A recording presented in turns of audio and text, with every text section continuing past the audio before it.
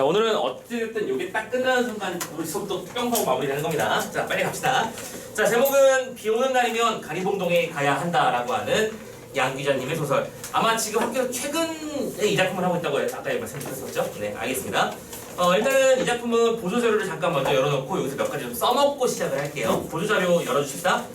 비 오는 날은 가리봉 가는 거 두 번째 페이지 열어주세요. 페이지 269라고 되어 있을 겁니다. 거기서 몇 가지 좀 활용하고 그 다음에 넘어가도록 할게. 자, 일단은 이 작품이 어떤 내용인가를 살펴봅시다. 이 작품은요, 맨 위에 이하 감상을 읽고 있는 중이야. 도시 변두리에 사는 서민들의 삶을 통해 1980년대 사회상을 사실적으로 묘사하고 있다라고 돼 있지. 잠깐만, 나 60년대 나 미쳤나봐. 너 미안해, 이거 습관적으로 쓴 거야. 1980년대지. 1980년대 도시민들. 자, 무슨 얘기냐면 지금 일단 이 작품은 기본적으로 원래 여기 나오지 않으니까 미리 말씀드리자. 원래 이 작품은 양 기자님의 연작 소설인 원미동 사람들이라는 작품 시리즈 중에 하나라고 생각하면 되는 작품이고요. 참고로 이 원미동 사람들이라고 하는 건 이 제목 자체가 굉장히 반어적인 성향을 지니고 있거든. 역설적인 성향을 지니고 있거든. 참고로 이 원미동은 얘들아, 여러분들 부천시 소사구 원미동이 지금 있어요. 원미동이 분명 존재하는 동네입니다. 근데 그 원미동을 배경으로 해서 진짜 이야기가 아니라 소설 만든 거예요. 누차 말씀드리지만 우리는 소설 보는 겁니다. 허구적으로 만들어낸 내용인데, 참고로 여기서 살아가는 사람들은 원미동에 살고 있어. 근데 원미동이라고 하는 게 원래는 멀 원자의 아름다움을 밑자잖아. 그러면 진정한 아름다움은 우리한테 있는 것이 아니라 저 멀리 어딘가에 있다라고 말하고 있는 셈이지. 각각의 여기서 살아가는 사람들은 기본적으로 서울에서의 삶에서 약간 밀려난 사람들의 이야기였던 거야, 원래 처음에는. 그러다 보니까 뭔가 좀 실패하고 뭔가 하루하루 살아가는 게 힘들고 그러다 보니까 삶이 팍팍한 것들을 많이 겪는 사람들의 이야기가 나오다 보니까 자연스럽게 그들의 삶이라고 하는 것은 아름다움을 추구하지만 결국 멀리 있는 것이고, 그리고 그 사람들의 모습은 결론적으로 무엇의 삶이다? 소시민들의 삶이다 라고 하는 결론이 나오게 되겠지. 그래서 이 작품은 작품 속에 등장하는 어떤 소시민적 면모들을 뽑아내는 게 어쨌든 제1번 키워드야. 그럼 여기서 소시민이라는 단어를 정의해야겠죠. 소시민은 무슨 뜻일까요? 뭐하는 사람일까요? 근본적인 문제를 해결하는 것이 아니라 자신의 눈 앞의 이익을 바라보며 사는 사람. 그러니까 근본적인 걸 따질 수는 없어. 그냥 바로 내 눈앞에 있는 것만 해결되면 돼. 이렇게 사는 사람들은 소시민이라고 부르는데, 참고로 소시민이 그럼 무조건 나쁜 뜻인가? 나쁜 뜻은 맞는데 대부분은 실은 소시민으로 살고 있거든. 쌤이 이거 얘기한 적이 있는지 모르겠는데, 자, 선생님이 이제 혼자 길을 가고 있는데 고등학생 4명이서 담배를 피고 있을 거야. 담배를 피고 있는 장면을 봤어. 막 여기 막 칼빵도 나 있어. 어이씨, 무서워. 선생님이라면 정성도 야 길거리에서 담배 피는 건 좀 아니지 라고 말할 건 안 돼. 못해. 나 그런 거 못해. 나는 그런 걸 보고 쓱 지나갈 거야. 무섭거든. 그치? 바로 그거야. 그냥 내 눈앞에 있는 나의 이익을 생각해서 내가 다치면 안 되니까, 내가 위험하면 안 되니까 우리는 조심스럽게 살아가거든. 그런 사람들의 삶의 모습을 우리는 뭐라고 한다? 소시민이라고 한다. 되셨죠? 그래서 그 모습을 보면서 우리의 삶을 성찰해보는 게 이 작품의 목적이라는 거지. 되셨죠? 자, 먼저 키워드 먼저 잡아드렸고요. 계속 갑니다. 이 작품에서 임씨는 일용직 노동자로 비 오는 날이면 떼인 돈을 받기 위해 가림봉동에 가야 되는 도시 빈민층이라고 되어 있지. 지금 내가 나오고요, 아내가 나오고요, VS라고 칠게. 임씨가 나와요. 근데 너무 임씨가 착하고 좋은 사람이야. 근데 이 사람이 나중에 이제 여러분 스토리 끝까지 다 읽어봤나? 끝까지 가긴 했나? 오케이? 그럼 마지막에 이제 술 마시면서 이런 얘기를 하잖아. 자기는 비 오는 날에 가림봉동에 가야 된다고. 그 사건의 정체가 밝혀지는 내용이 뭐였던 거야? 떼인 돈을 받기 위해서였던 거지. 그러면 정직하고 성실하게 노동했는데 나쁜 놈이 돈 떼가지고 혼자서 자기만 잘 살고 있고 자기는 뗀 돈 못 받고 이렇게 힘들게 살고 있고 반지하에서요. 오케이? 참고로 여기 스토리 읽어보면 아시겠지만 애한테 계란 후라이 해주는 것도 너무 힘들어하고 막 그런 상태야. 라면밖에 못 끓여주고. 그래서 힘들게 살아가는 사람인데, 반면 그와 아내는 임씨의 외모와 직업만 보고 임씨를 평가하고 의심했다가 성실히 일하는 그의 모습을 보고 자신들의 잘못을 깨닫는 뭐다? 소시민이다. 여기 소시민 강조 좀 해놔. 중요한 단어야. 소시민이라고 하는 건 너무 표준적이고 너무 평범한 사람들의 이야기라는 거지. 그냥 겉에 보이는 거 보고 그지네. 더러워. 그치? 가까이 하고 싶지 않아. 뭐 이런 식의 얘기를 하는 거지. 자본주의 사회에 익숙해진 그는 임씨의 정직한 삶을 보며 자신의 삶을 성찰하게 되고 공존을 위한 내면적 갈등을 겪게 되는데요. 이를 통해 작가는 타자에 대한 이해와 존중의 중요성을 전하고 있습니다. 타자에 대한 이해와 존중의 중요성이 필요하다라고 하는 것이 이 작품의 주제. 이를 통해 그리고 나아가 세속적이고 탐욕스러운 현대인들에게 반성을 촉구하고 이게 뭐예요? 성찰이죠. 반성을 촉구하는 성찰. 주변에 소외된 계층의 인물에 대한 따뜻한 연민의 시선을 보내고 있다. 오케이? 잠깐만. 또 나하고 있어. 왜 이러지? 딴 작품이랑 오해를 해. 자, 이쪽은 전형적인 키워드 그냥 잡아놓고 갈게요. 소시민입니다. 오케이? 힘겨운 삶을 살아가는 노동자입니다. 그래서 이 작품의 서술자인 존재는 소시민인 이쪽에 대해서는 뭐랄까 반성 촉구라고 했지. 반성을 촉구하고 다른 말로 성찰이라고 한다고 했었지. 반대쪽으로 이쪽에 대해서는 안타까움과 연민의 시선을 보내주고 있다라는 거 잡아주시면 되겠죠. 오케이? 이 작품이 전체적인 코드예요. 그리고 참고로 여기서 또 안타까움과 연민 나왔으니까 우리 앞 작품이랑 또 뭐가 연결해야 되는 거 알고 계실 거고요. 그렇죠? 너무 보리타자에서요. 자, 전체 줄거리를 한번 읽어볼까요? 전체 줄거리는 이렇게 돼 있어요. 그가 이제 원미동에 처음으로 집을 장만했어. 집을 산 사람이야. 그렇지? 나름대로 중산층이라고 볼 수 있어 이제. 참고로 근데 현대사회에서는 집을 산다고 중산층이라고 부르는 게 맞는지 난 잘 모르겠어요. 나도 그렇거든. 우리 집에 분명히 탁형준이라는 이름으로 집이 올라가 있는데 선생님의 지분은 이제 열심히 갚았어. 그래가지고 옛날에 처음에 시작할 때는 화장실 하나가 내 거였거든. 근데 이제는 이제 화장실 하나랑 방 하나 정도가 이제 된 거 같아. 아무튼 대부분 빚이거든. 아무튼 이사를 했습니다. 하지만 집에 잦은 화자가 생겨 보수에 많은 돈이 들어가. 어느 날 목욕탕 배수관에 문제가 생기게 됐습니다. 막 물이 새고 난리도 아니었죠. 그래서 지물포 주인에게 지물포 뭔지 알아요? 요즘에 지물포라는 말을 잘 안 쓰긴 하는데 뭔가 집안의 하자를 보수하는 일들을 많이 하는 쪽. 그러니까 보통 지물포는 뭐 도배, 장판, 하자 보수 이런 일을 하는 쪽이라고 말하면 돼. 요즘에는 인테리어라고 하지. 아무튼 임씨에게 일을 맡기게 되고요. 임씨는 원래 연탄 장수야. 놀랍게도 원래는 연탄 장수인데 여름에는 연탄이 안 팔리잖아. 그러니까 집수리를 부업으로 한다는 사실을 알게 되고 나는 그와 아내는 욕실공사를 맡긴 것을 후회하게 되죠. 이 사람 전문가가 아니잖아. 오케이? 겉모습으로 판단한 거지 일단. 그래서 그가 공사비를 부풀릴 거라고 예상합니다. 이 사람은 잠깐만 여름에만 바짝 땡겨서 일하는 사람이니까 왜 이번에 그런 얘기 나오잖아. 계곡에 이번 철거업인들이 계곡에 그 탁자 깔아가지고 닭도리탕 파는 사람들 한 마리 7만 원짜리 파는 사람한테 너무한 거 아니오라는 얘기를 하더라고요. 한 마리에 7만 원이라니까. 닭 한 마리에 7만 원이에요. 도대체 그 닭은 근거로 먹은 닭인지 뭔지 모르겠지만 아무튼 간에 자 그런 식으로 잠깐 땡기려고 한 사람이 아니겠느냐라고 생각한다는 거지. 그래서 계속 견제의 시선을 보내고 있었습니다. 그런데 예상과 달리 깔끔하게 공사를 마친 임씨는 서비스로 옥상까지 고쳐주고는 오히려 공사비가 적게 들었다고 견적보다 오히려 더 줄여버려요 돈을. 충격이죠. 뭐지 이건? 아니 이러면 안 되는데 이런 이상한 마음이 오히려 들게 되겠어. 그래서 그는 임씨를 의심했던 것을 부끄러워하면서 함께 술을 마시게 되고요. 임씨와 함짠을 하게 된 그는 임씨가 비오는 날이면 땡이 연탄값을 받기 위해서 가리봉동에 간다는 이야기를 들으며 가난한 도시 빈민인 임씨의 처지를 가슴으로 느끼게 됩니다. 뭐라고? 도시 빈민. 힘겨운 노동자라고 했는데 이 말이 더 예쁘다. 그렇지? 이걸로 좀 바꿀까? 도시 빈민이 더 예쁘다. 됐죠? 네.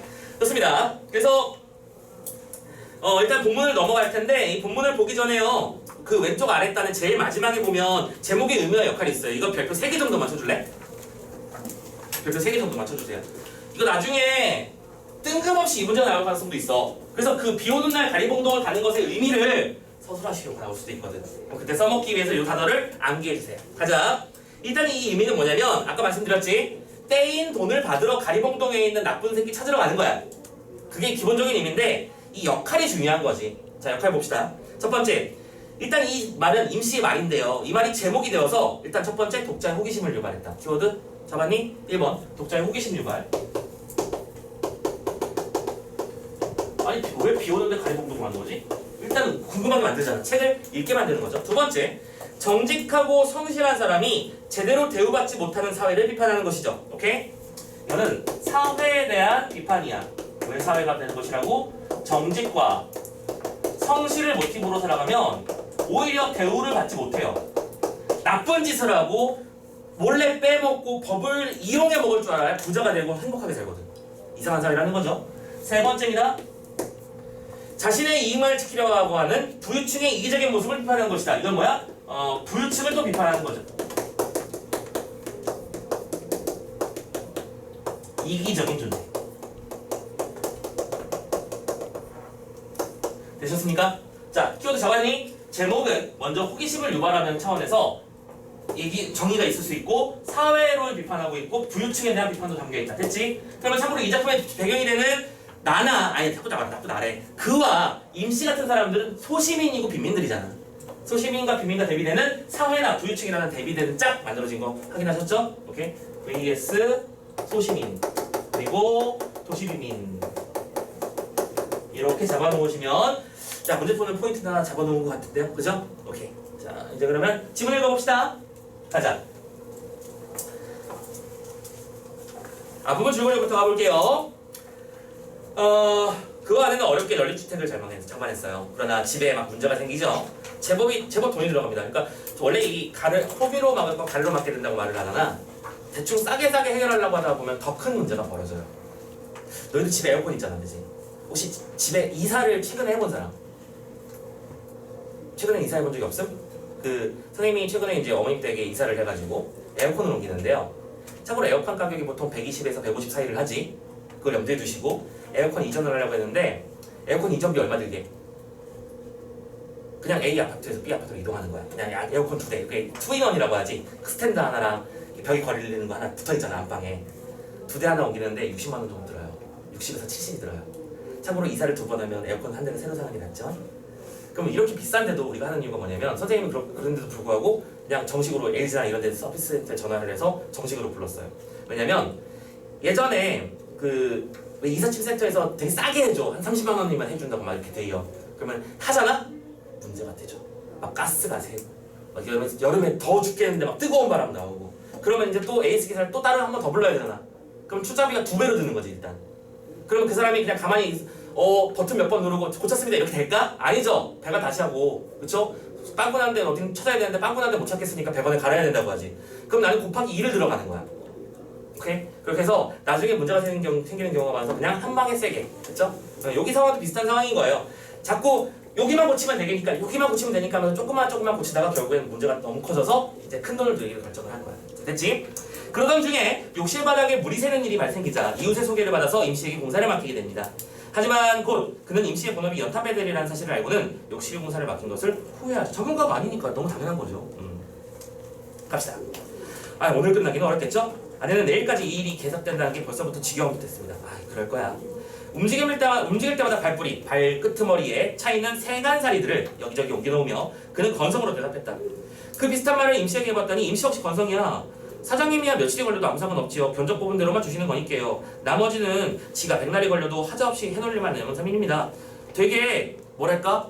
저는 주어진 일만 하는 거예요 라고 말하면서 약간 속을 썩이고 있는 거죠. 그죠? 너무 당연한 얘기긴 한데 근데 실은 참고로 요즘 공사는 이렇지 않습니다. 요즘에는 일당이에요. 한 사람의 인부를 부르면 그 사람이 하루치 일당을 다 줘야지만 그 사람을 부릴 수 있어요. 그렇죠? 시간 안에 몇 시부터 몇 시까지라는 개념으로 사용하지 요즘에는. 임씨 말대로 당일로 끝낼 속성은 아니야. 젊은 인부라면 30분쯤 일하고 나면 담배 한 대에 냉수 한 컵 하는 식으로 일을 질질 끌고 젊은 녀석 다속하랴 자신이 하는 일에 신경 쓰랴 입으로 한몫하랴. 임씨 속도도 그가 보면 더디기 짝이 없었어요. 뭐랄까 임씨가 일을 하는 속도가 작업 속도가 더딘 거야. 근데 이건 나중에 진상이 밝혀지죠.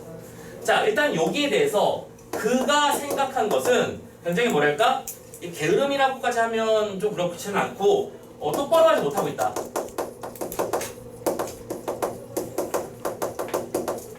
너무 느리다. 즉 뭐야? 불평이 있었던 거죠. 불만이 있었던 거죠. 무슨 일이 저렇게 느려.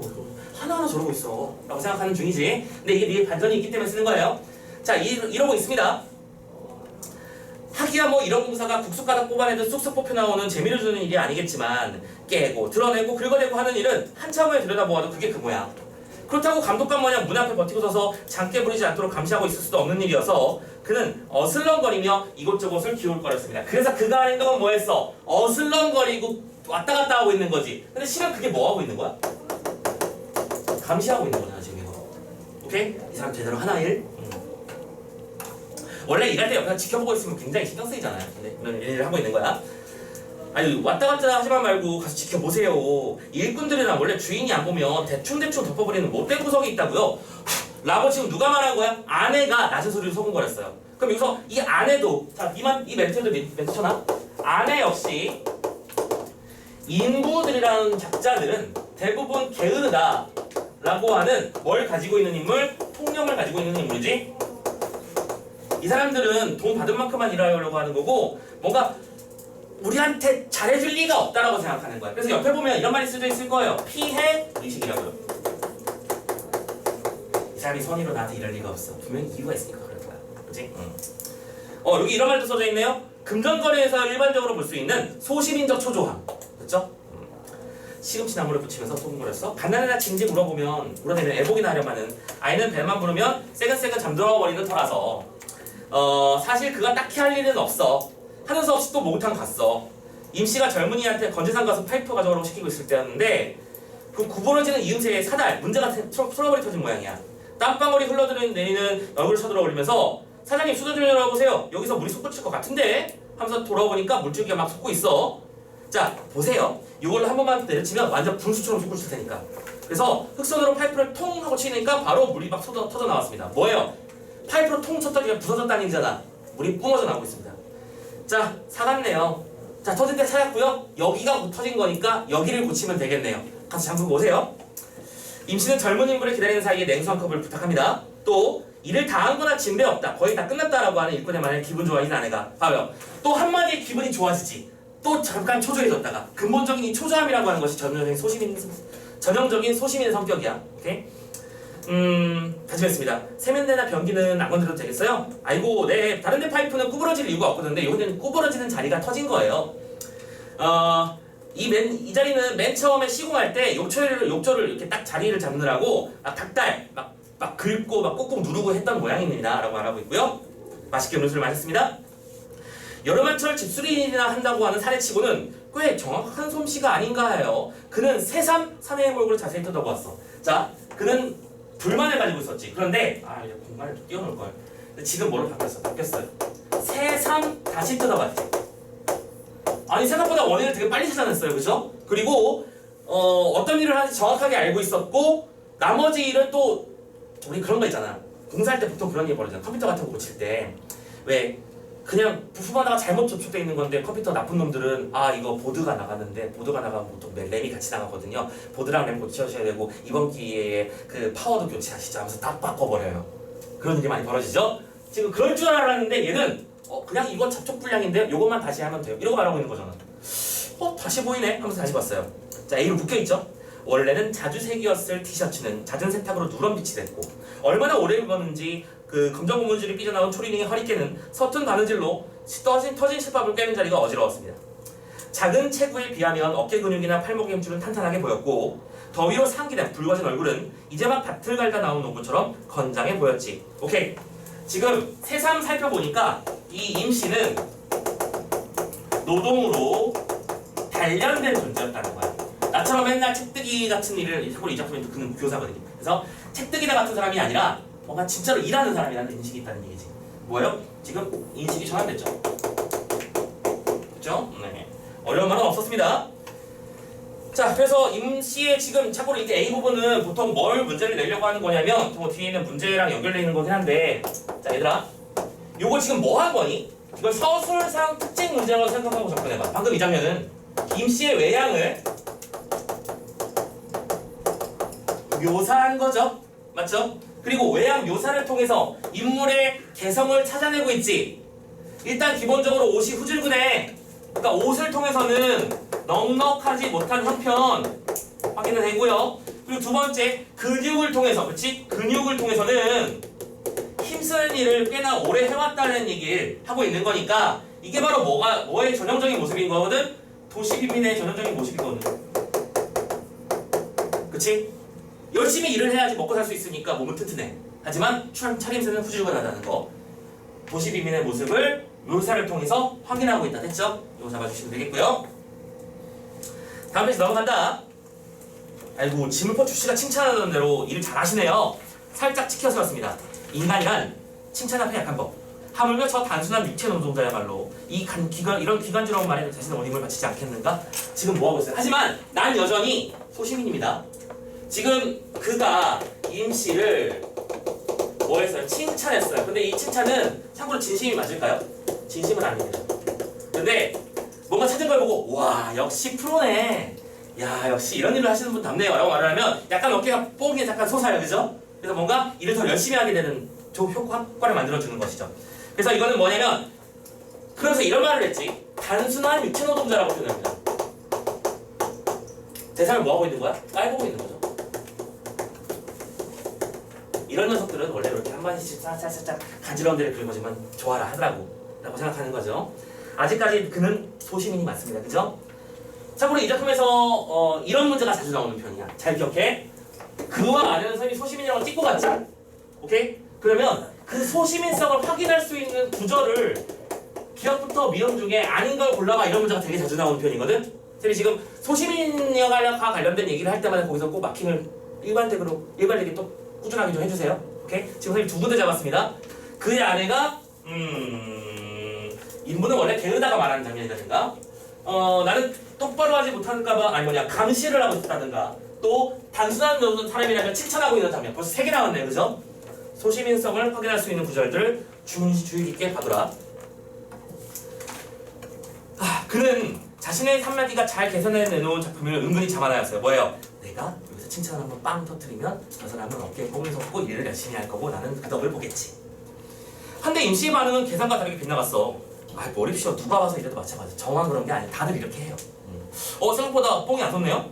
목욕탕 하자공사는 원래 순서가 있어요. 그래도 근데 그는 할 말이 마땅치 않아서 주춤거렸습니다. 그래도 당신 솜씨가 최상급이요 하는 말도 이상하고 그래도 누가 당신처럼 일을 하겠느냐라고 말해도 아니 처음 해보는 사람한테 누가 당신이 최고다라고 말하는 건 그거 이빨 소리인 거 맞잖아. 그치? 그래서 속이 보일 것 같아서 말을 못했습니다. 사모님 오늘 일이 하자없이 잘해드릴 테니까 겨울 연탄 저희 집 것 좀 떼주세요. 저희 한번 영천 장수 아닙니까? 뭐예요? 칭찬을 받아서 아우 내가 세상에서 제일 잘났어 이런 말을 하는 게 아니라 이건 누구나 다 할 수 있는 일이다. 근데 제가 열심히 해드릴 테니까 나중에 연탄 우리 것 좀 써달라 라고 말하고 있는 중이네요. 이야기가 이쯤 이르면 더욱 할 말이 없어집니다. 되려 임시의 자기 선전 앞에서 스스로의 대답이 궁색해졌어요. 아내 또한 딱히 연탄을 맡기겠다는 대답도 없이 웬일인지 부러진 표정. 오케이? 뭐예요? 이 사람이 과연 잘한 건지 못한 건지 아직 결론이 난 건 아니잖아. 그치? 모르겠는 거야. 고향이 어디요? 하면서 아무려면 머리 굴리는 거야 임시보다 못하려 싶어서 밑줄 딱 쳐야겠지. 이것도 그러면 자연스럽게 이것도 뭐예요? 소시민성이 나타나는 거잖아. 계속 일관되게 임시를 자기 밑에 사람으로 보고 있는 중이야. 그냥 허드렛이라는 인부 따위라고 생각하고 있는 중입니다. 됐죠? 말꼬리 돌려봤어. 어딘가에는 반드시 임시를 달뜨게 한 약간 흥분하게 한 적이 있을 거예요. 차분하게 가라앉아 있으면은 일을 재미없고 일을 대충 할 거라고 생각하는 거지. 그래서 빡시게 하고 싶게 만든 거야. 부드러운 말로 꽉 움켜잡아야 일에 정성을 쏟아 완벽한 묘사를 해줄 수 있는 게 아닌가? 됐죠? 바꿔드리고 싶어. 고향요 쓰기 웃어요. 고향이 어디냐고 묻지 말라고 왜 유행가 가사 있지 않습니까? 고향 말하면 기가 막혀요. 벌써 한 7, 8년 돼가네요. 경기도 이천 농군이 도시사람 돼보겠다고 땅 팔아갖고 나와서 요 모양 요 꼴입니다.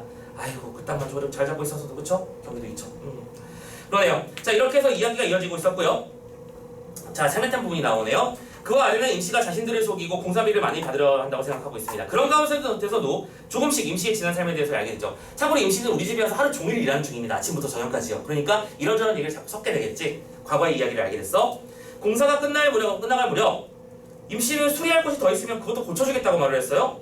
아내는 임시를 믿지 못합니다. 아니 잠깐만 이 사람이 그러면 조금 돈을 더 받고 싶어서 이러는 거 아니야? 라고 생각하는 거지. 그러니까 참고로 임시는 생각보다 공사가 빨리 수월하게 끝나버렸어. 왜냐면 트러블이 되는 지점을 너무 빨리 찾아버렸거든. 그래서 혹시 더 있느냐라고 물어봤을 때 아내는 이 사람은 견적서보다 더 요구할 사람인데 벌써 끝나버리면 돈을 뭐 하는 느낌이야? 손해보는 느낌이지. 그 손해보는 느낌을 상쇄하고 싶어서 뭔가 일거리를 찾아서 만들어서 준 거야 그냥 오히려. 오케이? 그러면서 이런 말을 하죠. 그러나 그와 아내는 가끔 물이 새는 옥상을 이번에 수리하기로 하고 임시에게 옥상 방수공사까지 부탁합니다. 전혀 다른 일이죠. 오케이? 그래서 그런데 임시는 군말 없이 일을 시작하고 있는 중이고요. 자 다음 장면 넘어가 봅시다. 참고로 지금 선생님이 원래 오른쪽에 본문위에 날개 쪽 중요하다고 추차 말씀드렸었는데 지금 넘어가고 있는 거는 선생님 설명을 다 해버리고 있어서야. 근데 아닌 거는 좀 짚고 넘어갈게.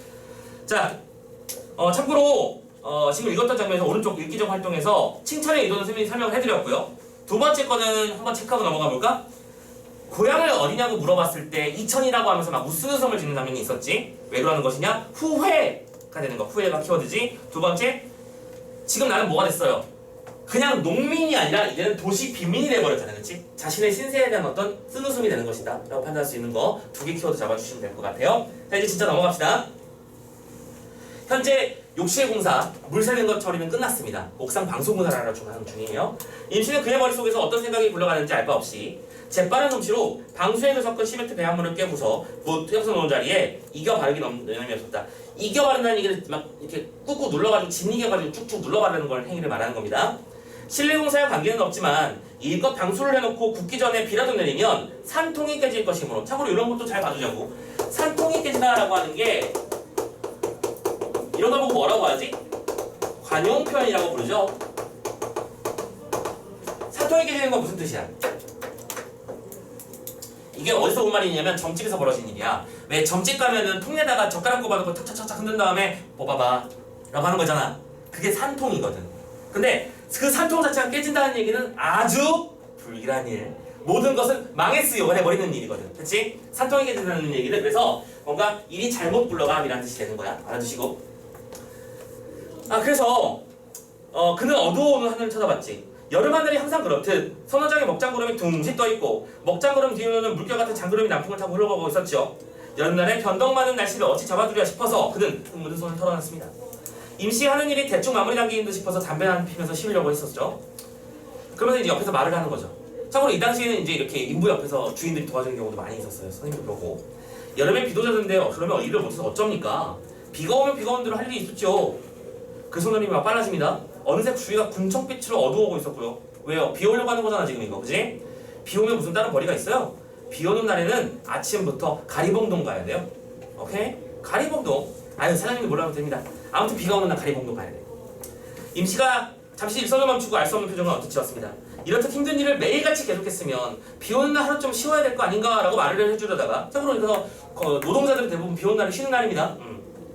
일을 못하니까요. 참고로 노동 현장에서는 참고로 밤에도 일하는 게 금기시 되어 있어요. 왜냐면 불조차 안 들어오는 공간에서 일하는 거잖아요. 그치? 그래서 위험합니다.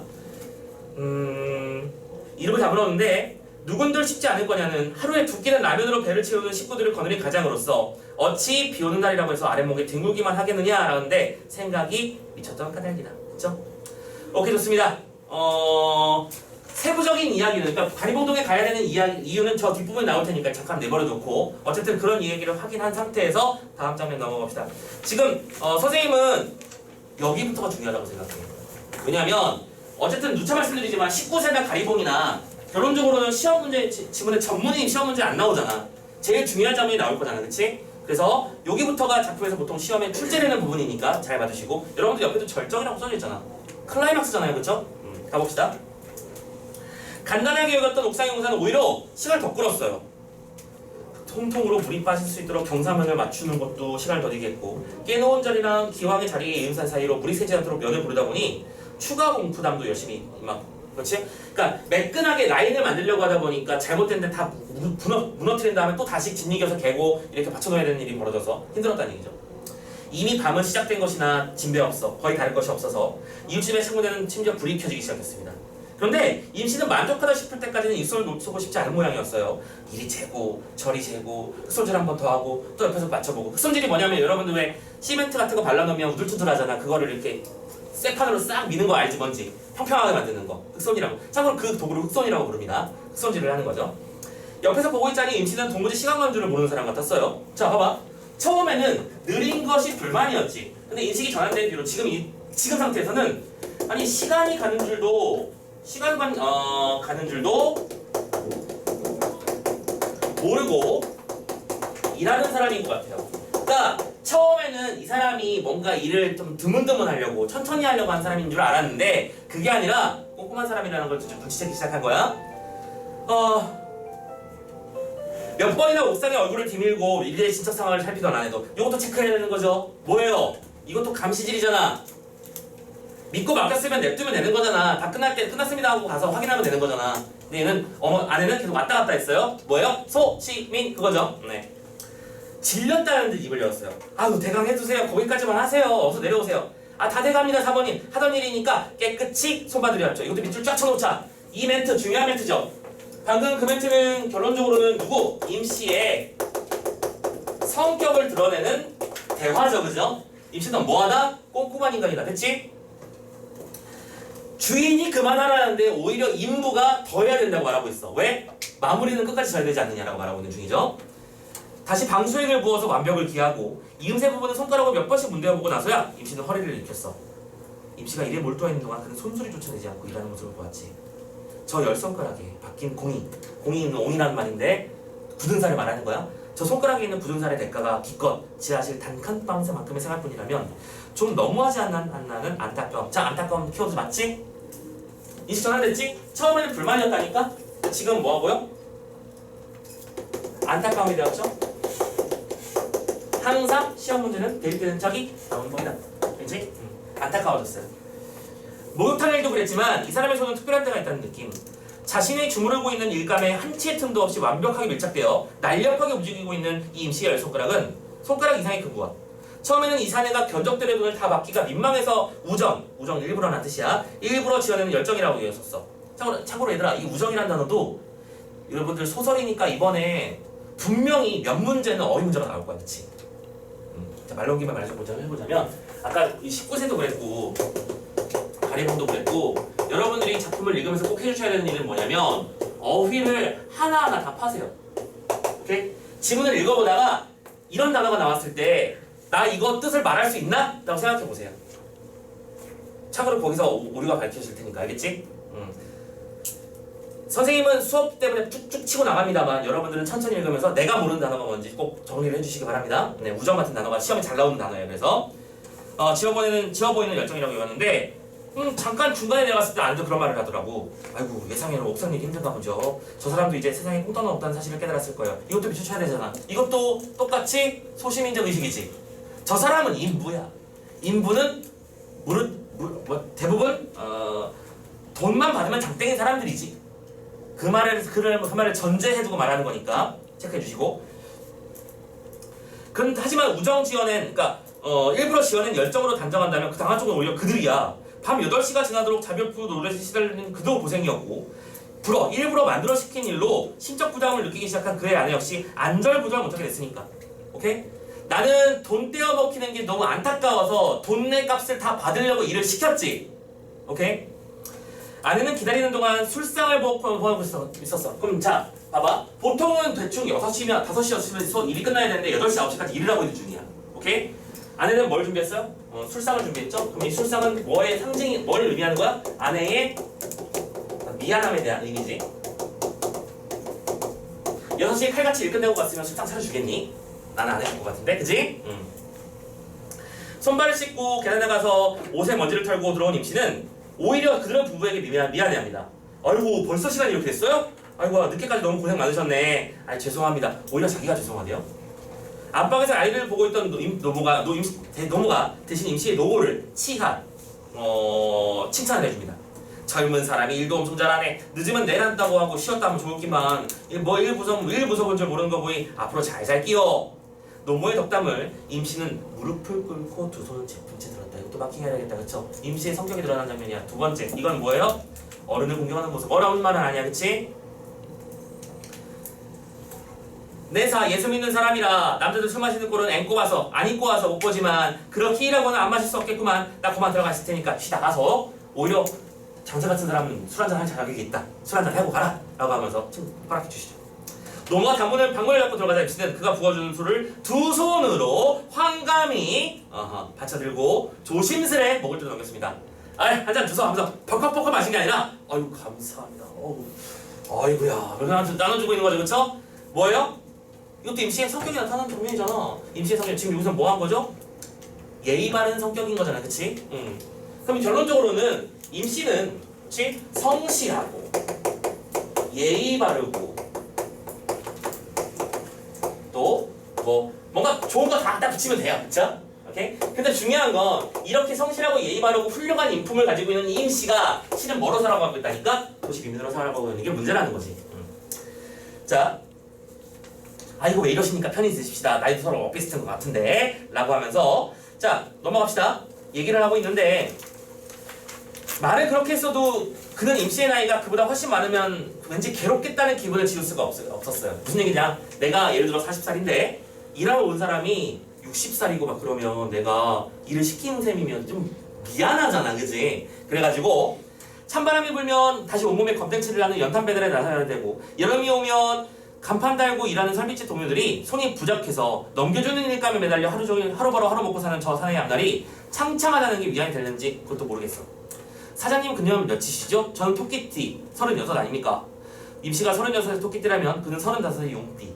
앞에서 지갑을 열었다 닫았다 하는 언제가 뭐예요? 돈 계산하려고 그지? 아 이 양반은 하고 말하는 걸 아이고 나도 토끼띠요 반갑습니다 하면 동갑이라고 말합니다. 아내는 기가 찬다는 표정으로 그를 쳐다봤죠. 왜냐면 자기 나이보다 한 살 더 많게 한 거거든. 그럼 뭐야? 실은 임씨는 몇 세고요? 36세고 그는 35세인 건데 아니다 36이라고 말한 거야 그치? 그럼 이 두 개를 자신의 나이를 속인 이유도 중요한 요소가 되겠지. 오른쪽에 써져 있어요. 체크하러 갈까요? 그는 왜 임씨에게 나이를 속여 말했을까? 뭐예요? 임씨가 비참한 마음이 들까 배려한 것이다 라는 말 보이나? 오케이 이제 배려심이 섞고 있습니다. 됐죠? 아 이거 동갑이네.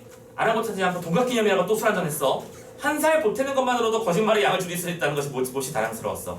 아이고 토끼띠 남자들이 원래 팔자가 드세지 않습니까? 여자 토끼띠는 잘 사는데 유사하게 이 남자 토끼띠들은 신수가 고단하라 말씀입니다. 근데 어쨌든 사장님은 집도 짓고 이렇게 용칸 사시니까 좋네요. 어떻게 합니다.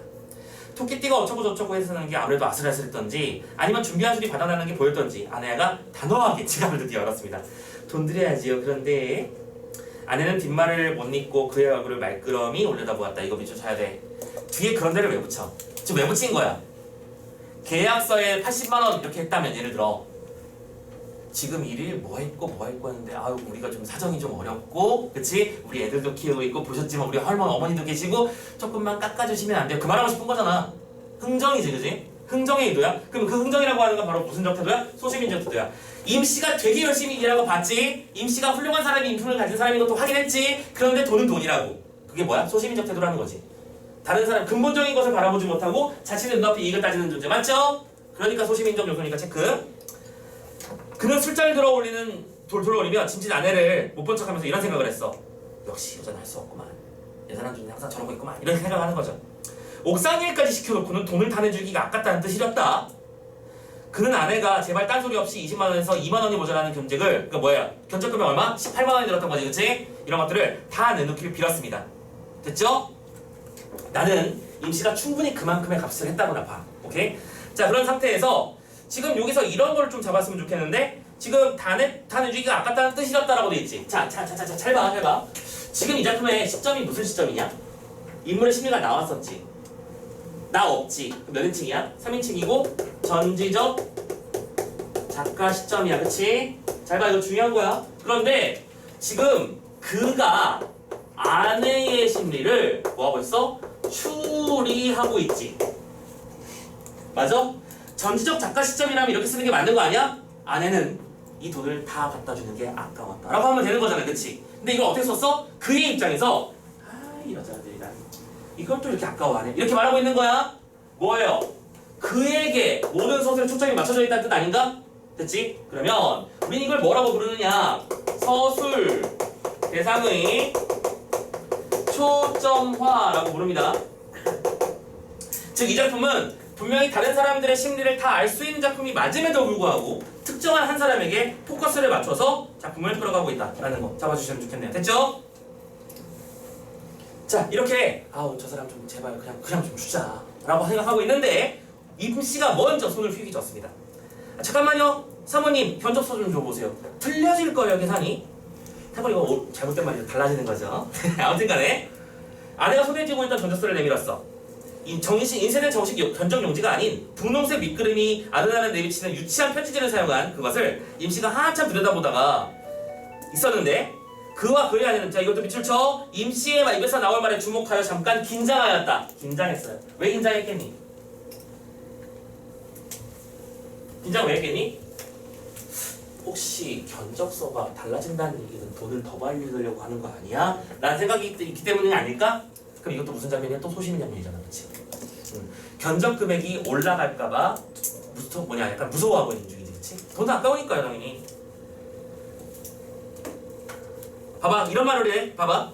술을 마셨더니 눈으로 계산이 잘 안 되네요 하면서 엎드려가지고는 막 볼펜으로 막 숫자를 더했다 뺐다 막 그러고 있습니다. 그는 빈술병을 들어 흔들어서 겨우 반잔을 채우고는 서둘러 잠을 비웠고, 자, 여기서 이 장면 중요한 장면이야. 그래서 임씨의 머릿속에서 굴러다니고 있을 숫자들에 잔뜩 애를 태우고 있는 스스로가 정말 이제 뭐했다? 역겨웠다. 됐지? 나는 뭐다? 소심이다라는 걸 또 확인할 수 있는 구정이잖아. 지금 나는 그게 중요한 거야. 내가 돈이 얼마나 나가야 될까? 그치? 참고로 그래서 선생님은 이렇게 해요. 선생님은 그래요. 그냥 견적수 비용을 그냥 선생님은 깔끔하게 깎아달라는 소리를 안 하는 쪽이야. 그래서 우리 선생님 어머니는 선생님 보고 아이고 하면서 한숨을 많이 쉬시는데, 난 대신에 이제 그런 걸 많이 하지. 견적금액 견적이라든가 이런 일을 할 때 원하신 대로 그대로 똑같이 그대로 드릴 테니까 일만 확실하게 해주세요. 그러면 내가 깎고 그런 거 안 합니다. 처음에 그렇게 조건을 걸고 시작해요. 그렇게 하면 대충 깔끔하게 되더라고요. 그걸 깎으려고 들리니까 문제가 되는 거지. 자, 가봅시다. 됐습니다, 사장님. 이게 말입니다. 처음에는 파이프가 어디서 새는지 모르니까 전체를 뜯을 작정으로 견적을 뽑은 거예요. 근데 아까도 말씀드렸지만 이 썩 간단하게 됐어요. 중간에서 발견이 돼버렸거든. 또 그러니까 노동임금에서 4만 원이 빠질 거고요. 잠깐만, 뭐라고? 빠진다고? 마이너스라니까? 시멘트도 다 안 들었으니까 모래도 그렇고 쓰레기 치울 용달차도 빠졌네요. 방수액 타일도 반도 못 썼으니까 여기서 또 요게 빠지고, 자꾸 뭐 했어요? 빠지고라고 말하고 있네요. 이 빠지고라는 시리즈는 결론적으로는 뭘 상징하는 거야? 임씨가 얼마나 뭐한 사람임을, 양심적인 사람인지를 보여주는 장면이다, 그지? 오케이. 자, 얘들아 시간 조금 넘게 되는데 마무리 짓고 가자. 한 페이지 남았어요. 자, 임씨가 볼펜심으로 꾹꾹 찔러가며 조목조목 남는 것들을 설명해갔지만 그의 귀에는 제대로 들리지 않았어. 뭔가 단단히 잘못됐다는 기분, 이게 아닌데 하는 느낌, 이것이 바로 그의 어깨를 짓누르고 있었어요. 밑줄 쳐다볼까? 이게 아닌데 하는 느낌이 그를 짓누르고 있다는 그 부분. 오케이? 그럼 이게 아니다라고 하는 건 임씨의 양심적인 태도에 비해서 그와 아내는 뭔가 잘못됐다는 느낌, 뭐라고 써줬지? 이게 아닌다라는 표현을 써줬지. 이걸 바라보고 난 뒤 그들은 뭘 느낀 거야? 자신의 모습에 부끄러움을 느낀 거지, 지금. 그쵸? 성찰 장면이 나오고 있는 거야. 그러니까 체크해야 되고요. 그렇게 해서 총합 7만원! 이라고 외쳤어요. 잠깐만, 처음에 견적서 받을 때는 18만원 달라고 했잖아. 그럼 7만원이면 되는데 이거 너무 양심적인 거 아니? 그렇지? 선언하듯 임씨가 분홍 편지지를 아내에게 내밀었어? 놀란 것은 아내 쪽이 더 심해? 7만원이라는 소리가 믿기지를 않아? 아니 잠깐만요, 7만원이요? 그럼 옥상일은 옥상 재료비 다 들어가 있어요. 그 가시가 몇 푼이나 됩니까? 아니 그러면 너무 미안한데. 아내가 이번에는 호소한 눈빛으로 그를 쳐다보았어. 좀 도와줘봐요 여보, 이런 얘기지. 이 말 좀 정리 좀 하자. 계산 좀 다시 해봐요. 분명히 처음에 18만원이라고 했잖아요. 허허, 이거 돈 더 내시겠다 이 말씀입니까? 에이고 사장님, 어디 제가 공짜로 일해줬나요? 조목조목 다 계산해 넣었습니다. 옥상이란 품값은 지가 서비스로다가 서비스? 그는 아연실색이라고 하죠. 어이가 없어서 임씨의 말을 되받았습니다. 그럼요, 저도 서비스 할 땐 서비스 하죠. 오케이? 그러니까 오히려 자신은 그 옥상일을, 잘 봐, 그와 아내는 뭐랄까, 그 견적서의 비용이 아까워서 불어넣은, 무슨 지문에서 불어라고 했었지? 일부러 시킨 일이었지. 그치? 근데 이걸 임씨는 방금 뭐라고 불렀어요? 그냥 서비스예요. 됐죠? 그럼 자연스럽게 그와 아내는 옥상일을 통해서 그들의 무슨 성을 보여준 거고요? 소시민성을 보여준 거고요. 반대로 임씨는 옥상일을 통해서 그의 양심적인 성격을 보여주는 거지. 그쵸? 사건과 인물의 어떤 느낌 연결해서 표를 하나 정리를 해봤습니다. 잡아주시고요. 대꾸할 말이 없었어. 토끼띠면서도 사장님이 왜 잘 사는가 했더니 역시 그렇구만요. 다른 집에서는 노임 한 푼이라도 더 깎아보려고 온갖 트집을 다 잡는데 말입니다. 오케이? 이게 뭐야? 대부분의 소시민의 삶이라니까? 제가요, 이 무식한 노가다가 한 말씀 드리자면요, 앞으로 세상 사실 때 그렇게 마음이 물러서는 안 됩니다요. 저는요, 받을 거 다 받은 거니까 겨울 돌아오면 우리 연탄이나 좀 갈아주세요. 이 사람이 보는 건 참고로 연탄 장수라니까. 임씨는 아내가 내민 7만 원을 주머니에 쑤셔넣고 자리에서 일어났습니다. 그는 1층 현관까지 내려가서 임씨를 배웅하기로 했죠. 어두워진 계단을 앞서거니 대성을 내려가면서 임씨는 연장 가방을 몇 번이나 난간에 붙였고요. 시원한 밤 공기가 현관 앞을 나서는 두 사람을 감쌌고 그는 무슨 말로 이 사내를 배웅할 것인가 궁리를 해봤어. 수고했다는 말도 고맙다는 말도 이 사내의 서비스에 대하면 너무 초라한 거 아닌가? 우리는 너무 소심한처럼 이 사람을 대지 않나? 난 그동안 어떻게 생각했다고 이 사람을? 한낱 인부 따위 지켜올려지만 흥분하는 저런 존재 이렇게 생각했단 말이야. 근데 알고 보니까 이런 사람이었던 거지. 자, 뒷부분 줄거리 가봅시다. 미안함을 느낀 그는 임씨와 함께 슈퍼에 가서 술을 마시고요. 술을 마시던 중에 그는 임씨로부터 도대체 왜 비오는 날 거기 가느냐라고 물어봤어요. 얘기를 들었더니 가리봉동에 스웨터 공장 사장을 찾아간다는 얘기요. 오케이, 그렇구나. 자, 가리봉의 정체가 밝혀집니다. 가리봉에는 스웨터 공장 사장이 살아요. 그리고 스토리는 이렇지. 공장이니까 연료비가 많이 들 거 아니야. 그리고 과거에는 연탄이 대세였으니까. 그래서 연탄을 이 임씨네 집에서 계속 대주는 거야. 그리고 참고로 이렇게 대량 구매를 할 때, 대량으로 거래를 할 때는 보통 약속어음이라는 걸 쓰거든. 그러니까 연탄이 한두 장 들어오는 것도 아니고 하루에 막 100장, 1000장씩 쓰고 있는데 그거를 매일매일 계산하기 너무 힘들잖아. 그러니까 한 달치를 끊어가지고 1월 달에 연탄을 몇 장 썼으니까 얼마쯤 이런 식으로 돈으로 약속을 거래를 하는 거야. 오케이? 그런데 이 썩을놈의 새끼가 뭐 한 거야? 부도 처리를 해버린 거야. 그러니까 한 달치 동안 직원들 급료 안 주고 또 연탄값도 안 주고 근데 제품은 만들어서 팔았잖아. 돈은 챙기고 원래 이 대금을 누구한테 다시 돌려줘야 돼? 연탄값 돌려줘야 되고 노동자 임금 돌려줘야 되잖아. 근데 이걸 안 주고 자기가 들고 회사에다가 나라에다 써낸 거야. 부도가 났어요. 그리고 공장 폐쇄하고 가리봉동으로 이사 간 거야. 이사 가서 자기 집 사고 자기 차 산 사람이에요. 알겠죠? 그럼 임씨는 봐봐. 여태까지 열심히 물건을 갖다 대줬는데 수백 장 수천 장이 다 돈이 분해버린 거잖아. 돈이 다 날아가 버린 거지? 그렇지? 그럼 가리봉동의 사장한테 가서 돈 내놓으라고 해야겠지. 하지만 스웨터 사장은 첫 번째 만나주지도 않을 거고 두 번째 만나더라도 부도난 회사를 어떻게 하냐고 말하고 말겠지. 그치? 오케이? 그런 일이 벌어진다는 거야. 그래서 술에 취한 채 자신의 처지를 한탄하는 임씨를 선뜻 위로하지 못하던 그는 연탄값을 받으면 고향에 가겠다는 임씨의 말을 듣고 안타까워하며 작품을 마무리할 수 있습니다. 되셨죠? 오케이. 지문의 내용은 여기까지였습니다. 오케이, 좋아요. 그러면 일단 저 뒤쪽에 있는 문제들은 이제 자연스럽게 다 숙제가 되는 거 알고 계시죠? 쭉쭉 풀어오시고 학습활동에 체크할 것만 몇 가지만 좀 정리를 할게. 자, 학습활동에 70페이지입니다. 입시를 소개하는 인물카드를 작성해보자라고 되어 있는데 이건 뭐 하는 거예요? 인물의 내용을 정확하게 파악하려는 문제일 뿐이지, 그치? 넘어갈게. 2번, 인물들의 태도를 보고 작가가 말하고자 하는 바가 뭔지 보자. 2번이 별표예요. 이 문제 작품 전체의 핵심이죠. 첫 번째, 임씨는요 인부와 함께 목탕 배수공사를 했었어. 근데 처음에 그들을 보고 그 안에는 뭐라고 생각했었지? 실력도 없으면서 대충 하려는 사람일 걸 하고 선입견을 가지고 얘기했었지. 선입견 옆에 메모 좀 해주자. 선입견을 가지고 있었어.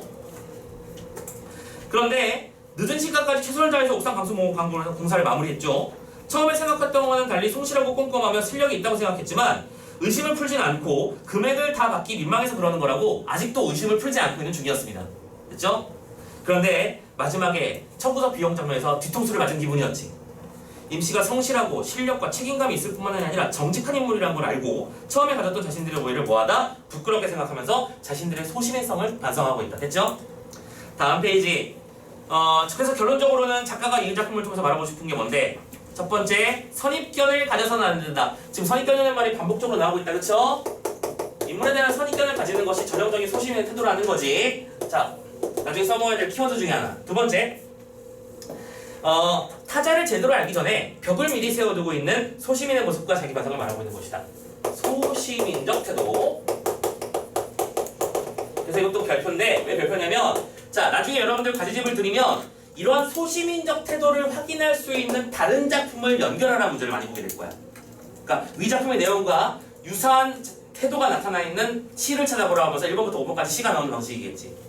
쉽지 않겠죠? 근데 몇 가지 대표적인 작품들이 있어요. 그거 나중에 보여드릴 거예요. 아시겠죠? 지금 일단 넘어가자. 소시민적 태도가 나타날 것이고요. 자, 3번 문제로 넘어가서 가리봉에 가면 블라블라블라 선생님이 방금 다 썰로 풀어드린 내용이죠? 처음에 가리봉동 가면 왜 가냐고 물어봤을 때 이런 말을 하잖아. 80만 원이라고. 이 사람한테 떼인 돈이, 그치? 그래서 내가 가리봉동에 가면 그 뭐가 생긴다고? 농구 선수 운동화도 나오고요. 큰돈 자전거도 나오고요. 마누라 빠마값도 나온다고요. 떼인 돈이 있기 때문에 이런 말을 해요. 자, 그래서 이걸 통해서 정리해보자. 왜 비 오는 날 가야 되는가? 첫 번째, 막일꾼은 비 오는 날이 되어야만 일을 쉴 수 있기 때문인 거잖아. 즉 도시 비민의 힘겨운 삶을 말하는 거다. 됐지? 나머지 날은 무조건 일하는 거야. 뭐 빨간 날이니까 쉰다고 그런 거 없어요. 두 번째, 간다가 아니라 가야 한다고 말하는 것은 뭐야? 절박한 마음을 표현한 것이라. 절박한 마음의 마킹. 마지막 세 번째, 연탄값은 그들의 가족에게 뭘 의미하는 것이다? 기본적인 생활을 지탱해주는 생활비라고. 그래서 지금 긴급 생활비 지원금 뭐 나라에서 주겠다고 하고 있는 거잖아. 5월달에. 그래서 예시다만 제목의 의미를 정리해보라고. 뭐라고 돼 있다고? 이거 그냥 쭉 형광펜 칠해놔 그냥 얘들아. 중요해 보이지 않니? 선생님이 아까 미리 말씀드렸잖아. 제목의 의미가 시험에 자주 나온다고. 지금 아예 학습 활동의 문제로 만들어져 있어. 그쵸? 답 쓸 수 있어야 돼. 이 정도는. 자, 부도덕한 부유층 또는 사회 구조적인 모습 때문에 뭐라고? 부도덕한 부유한 층과 사회적인 모습. 됐지? 요 두 개를 비판하고 있는 거라니까? 이것으로 인해 생활난에 빠진 도시빈민의 절박한 심정을 표현한 제목이다. 됐었습니까? 오케이, 고생하셨어요. 여기까지가 가리몽동 이야기였습니다. 뒤쪽에 제재 정리하기 접어두시고요. 소단한 평가 문제 부지런히 싹 다 이제 풀어오시면 되는 겁니다. 됐죠? 그리고 참고로 그 뒤에 넘어가 보시면 대단원 정리 문제 페이지가 있을 겁니다. 문제 수가 많긴 한데 우리가 풀어야 될 것만 잘 뽑아서 풀으시면 돼요. 됐죠? 자, 오케이. 고생하셨습니다. 오늘은 여기까지 하고 다음 주에 다음 단원 시작해 보도록 할게요. 문제 잘 풀어.